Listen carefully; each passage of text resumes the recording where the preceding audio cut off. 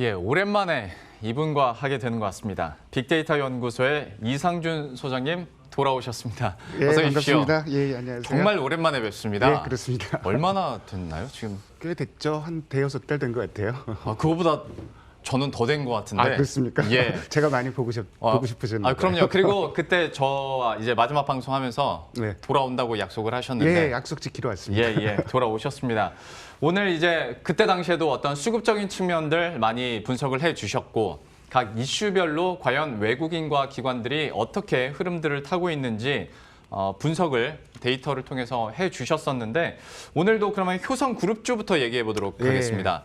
아마 효성그룹주가 시장의 중심에 이렇게 있는 경우는 많지 않았는데 제 기억으로는 처음이에요. 그죠? 요즘에는 야, 정말 잘 오르거든요. 근데 한 종목만 올라가는 게 아니라 여러 종목이 효성그룹주는 다 올라가요. 올해 들어서 빠진 종목은 유일하게 효성 ITX만 빠졌고 뭐 효성 TNC 같은 종목은 올해 들어서 어제 종가 기준으로 더블 났잖아요. 그렇습니다.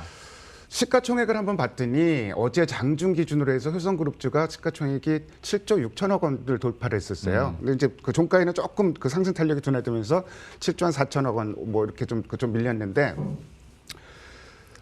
이게 이제 시가총액 기준으로 보면은 작년 연말에 비해서는 40% 이상 증가한 거고요. 사실 뭐 7조 원대라 그러면은 뭐 삼성전자 시가총액이 한 종목이 500조니까 그거 비교하면은 뭐 그런데 증가율이 중요하겠죠. 작년 6월 말, 작년 상반기 말과 한번 비교를 해봤더니 더블 이상의 시가총액 증가했고 주가도 그러니까 그 종목이 더블이 났다는 얘기예요. 자, 왜 이렇게 지금 그 효성그룹주가 일제히 곽강을 받고 있느냐? 똘똘한 자회사들. 그렇죠. 첫 번째로 나온 회사가 이제 효성 TNC죠. 스판덱스 세계 1위입니다. 근데 효성 스판덱스가 이제 들어가는 게 홈웨어도 들어가고 레깅스 들어가고 그다음에 마스크도 들어갑니다. 마스크 당연히 수혜주고 레깅스는 원래 그 보통 저희 운동할 때 입잖아요. 근데 요새는 날이 추워서 요새는 좀 드문데 밖에 그 여성분들이 많이 입고 다니시더라고요. 패션 아이템이 됐어요. 사실 조금 민망하긴 한데 사실 뭐 남자들이 뭐 사이클복 입는 쫄쫄이보다는 덜 민망하긴 하죠. 근데 중국 사람들도 그걸 많이 입고 스판덱스 지금 세계 그 글로벌 1위 업체인데 뭐 농담 한마디 얘기하면은 슈퍼맨의 S 이게 스판의 약자다. 저 어렸을 때 그런 얘기도 좀 많이 했었는데요. 어쨌든 중국 사람들도 이거를 많이 입기 시작하니까 실적이 그야말로 폭발적으로 증가합니다. 근데 이제 그 중국에서 산둥 루이라는 회사가 이제 그 경쟁 회사인데 이 회사가 디폴트가 나버렸어요. 그 무주공산입니다. 그래서 뭐 실적이 올해도 안 좋아질래야 안 좋아질 수밖에 없고 마스크 수요에다가 레깅스 수요에다가 이런 부분이 좀 실적이 상당히 좀 좋아지고 있고 두 번째로 이제 효성 첨단 소재라는 기업 이 종목도 거의 올해 들어서 이제 그 더블 가까이 좀 올랐는데 이 종목은 탄소섬유하는 회사예요. 탄소섬유는 뭐죠? 수소 경제의 가장 핵심이 되는 재료입니다. 그렇습니다. 지금 정책이랑 굉장히 맞고 이 두 회사는 TNC하고 첨단 소재는 4분기에도 어마어마한 서프라이즈가 나왔어요. 여기다가 이제 계획서를 쭉 보면은 효성 화학도 역시 뭐 실적은 4분기 예상보다 안 좋았는데 비용을 미리 떨었어요. 정기 보수 비용을 미리 떨었고 효성 중공업도 이제 어제 오늘 사이에 갑자기 관심이 높아지고 있는데 역시 뭐 실적은 당장 지금 그 좋아진 건 아니지만 수소 경제의 밸류 그 중요한 그 밸류 체인으로 지금 평가를 받고 있고 여기다 한 종목을 더 얘기하면은 요 지분 가치 평가받는 효성까지 이렇게 그 보면은 관련주들이 부각 안 할래 안 할 수가 없고 똘똘한 자회사들이 이렇게 쫙 올라가다 보니까 그룹주 전체가 완전히 그 새로운 국면으로 가고 있다 이렇게 좀 봐도 될 것 같습니다. 자, 그러면 효성그룹주에 대해서 지금이라도 관심을 가져볼 수 있을까? 그러니까 시장 자체가 결국 가는 애들이 계속 가더라라는 측면이라면 사겠는데 차트만 보고 있자면 이거 좀 부담스럽거든요. 급등주 매매 잘하시는 분들은 또 그 쫓아서 매매를 하시더라고요. 근데 이게 그 장단점이 명확해요. 일단 그 결론부터 말씀드리면은 계속 관심을 가지시라 이렇게 좀 말씀을 드리고 싶고 사실 뭐 작년 하반기부터 효성그룹주가 굉장히 좋았는데 요새 관심이 한번 또 뻥 터진 게 효성 TNC 80만 원짜리 리포트가 나왔잖아요. 그거 나오니까 80만 원이야? 이거 좀 너무 과한 거 아닌가? 이렇게 얘기를 하는데 한편에서는 피어그룹이라 그러죠. 해외 비유사한 업체들이랑 비교해 보면은 80만 원도 오히려 싸다 이런 얘기들을 많이 합니다. 그래서 이제 대표적으로 아까 얘기했던 상승을 주도했던 5종목에 대해서 목표가하고 제가 이제 그 괴리율 정도를 좀 살펴봤어요. 근데 뭐 효성 TNC는 최고가 80만 원이고 평균가가 55만 5천 원인데 괴리율로만 보면은 효성 중공업이 조금 그 괴리율가 그 목표 주가 크게 주가가 차이가 없고 가장 좀 그 괴리율상으로 보면 괴리율이라는 거는 목표 주가 대비해서 현재 주가의 위치입니다. 네.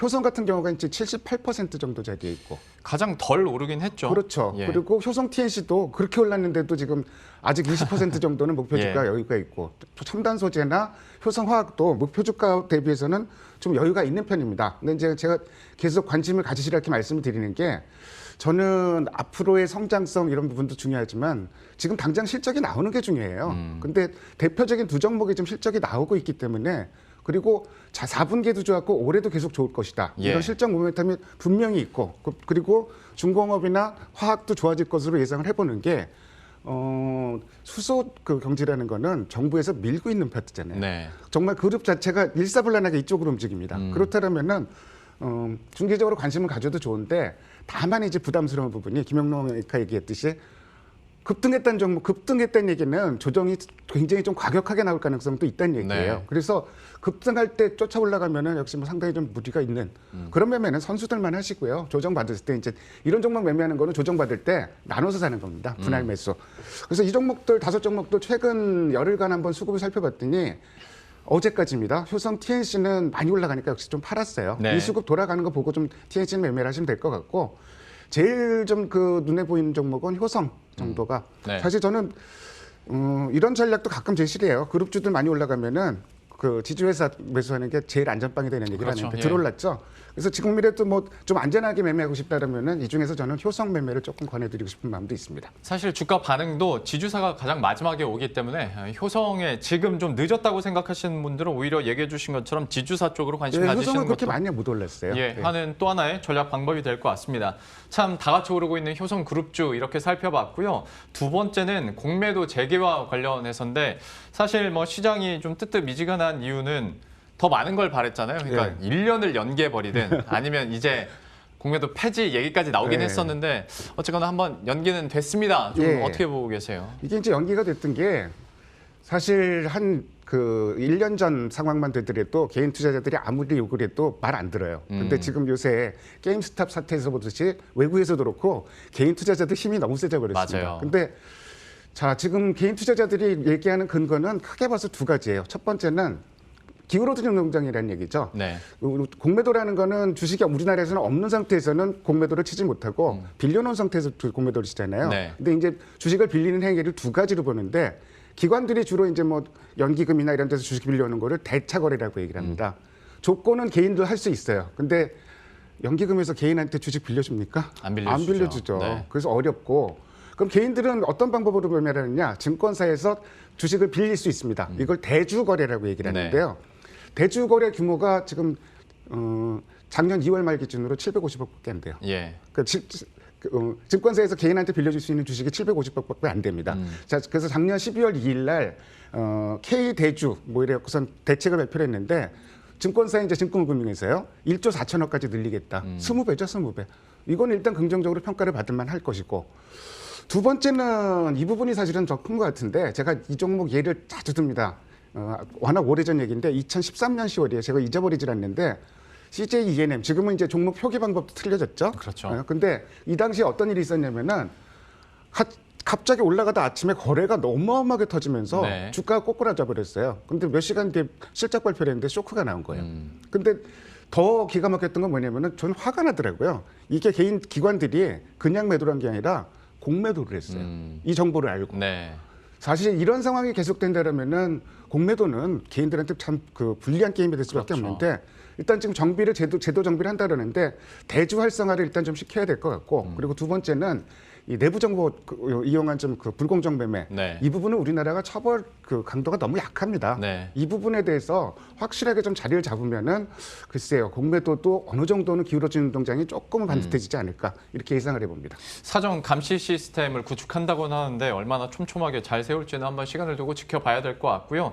공매도 재개가 미뤄진 것과 관련해서 이야기를 하고 있는데 그러면 이것을 시장이 어떻게 녹여서 우리가 어떻게 스탠스를 펼쳐야 될지 여기에 대한 아이디어는 어떻게 가지고 계십니까? 오늘 무슨 루머 하나가 좀 나오는데요. 공매도 연장한 것 같고 뭐 FTS에서 뭐 지수에 영향을 미칠 수 있다. 한국 편입이 좀 영향을 미칠 수 있다 이런 얘기 나오는데 그거는 사실은 오보로 보시면 될 것 같고 글로벌 스탠다드를 생각하면은 공매도를 안 할 수는 없어요. 네. 근데 공매도에 저는 그 결론적으로 맞서지 말라 이런 말씀드리고 있습니다. 물론 그 선수들은 주식 선물 갖고 매매를 하는 분들도 있는데 공매도 나온 종목은 일단 매매 피하는 게 맞아요. 그리고 그러면 공매도 나온 종목은 어떻게 판단하느냐? 장중에 두 가지 포인트를 제가 말씀드립니다. 이거 굉장히 중요한 포인트인데 이 부분은 좀 유심히 들으셨으면 좋겠어요. 공매도는 매도 창구가 외국계 창구를 통해서 대부분 나옵니다. 네. 그러니까 외국계 창구를 통해서 매물이 갑자기 대형주인데 확 나온다. 그러면은 이거는 공매도일 가능성이 많다. 첫 번째. 그러니까 제가 이제 그 작년 2월 말 기준으로 살펴봤는데 모건 스탠리하고 메릴 린치를 통해서 공매도 나온 비중이 50%예요. 그리고 크레딧 스위스까지 합치면 65%입니다. 네. 요 세 회사 창구를 통해서 매물이 집중적으로 나온다 그러면은 5월 달 얘기죠. 공매도일 가능성이 높다. 그리고 두 번째는 다음 표를 한번 좀 볼게요. 업팅 룰이라는 게 있는데요. 예. 공매도는 매수호가에 쫓아가면서 매도를 못합니다. 대신 최우선 매도호가에 매물을 쌓아놔요. 근데 전체 매물보다 갑자기 최우선 그 매도호가에 매물이 급격하게 쌓인다.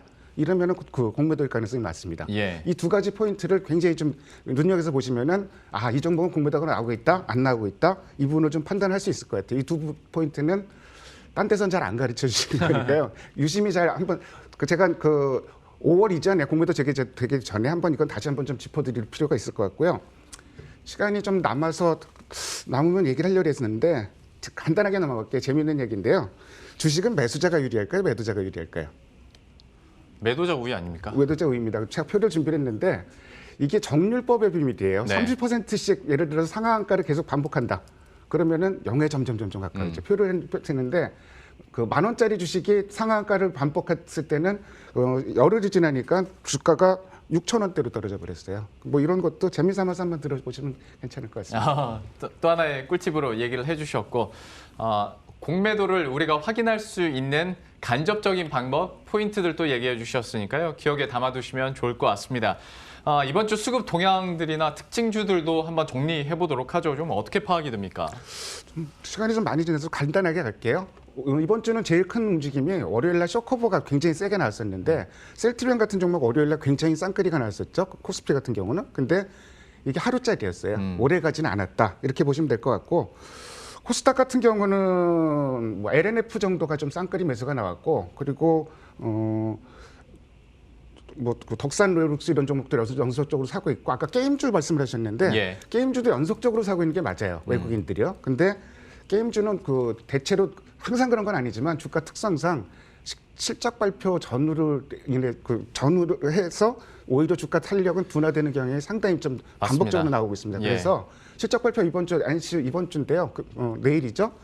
실적 발표 보고 조정 좀 나오면은 그때 접근하시는 게 어떨까 이런 조언도 좀 드려보고 싶습니다. 수급적인 측면 이렇게 살펴봤고요. 한 30초에서 40초 드릴 수 있을 것 같은데 현 시점에서 좀 투자 전략 오랜만에 좀 들어보도록 하죠. 오늘 뭐 뉴스 나와갖고 오늘 좀 조정이 깊은데 방향은 이쪽으로 봐야 돼요. 근데 지금 문제가 시장이 너무 이렇게 움직인다는 거죠. 주가도. 그러니까 뭐 추경 매매에서는 좀 실익이 없고 특히 레버리지 안 써야 될 것 같아요. 레버리지 쓰면은 리스크 나왔을 때 감당이 안 되고요. 한 가지만 좀 구체적으로 좀 말씀드리고 싶은 파트는 아까 이제 카메라 말씀하셨잖아요. 앞 코너에서. 카메라 그 부품. 근데 저는 이런 생각을 해봤어요. 자율주행되고 결국 디바이스가 자율주행되고 다 그러면은 운전자는 뭘 할까? 그 토막 영상, 짤이라 그러죠. 그런 거 보지 않겠어요? 그러면은 디스플레이 관련주, OLED 관련주도 전기차 관련주다. 이렇게 보는 게 타당합니다. 새로운 투자 아이디어들. 관심 가져볼 필요 있습니다. 그러니까 이제는 진짜 뭐 하나로 업종군을 이렇게 정리하기도 쉽지가 않은 세상이 됐습니다. 맞습니다. 조금 더 확대해서 투자 전략 세워보도록 하죠. 빅데이터 연구소의 이상준 소장과 함께했고요. 저희들도 여기서 함께 인사드리도록 하겠습니다. 마무리 잘 하시고 저희들은 내일 이 시간에 다시 찾아뵙도록 하겠습니다. 시청해주신 여러분 고맙습니다.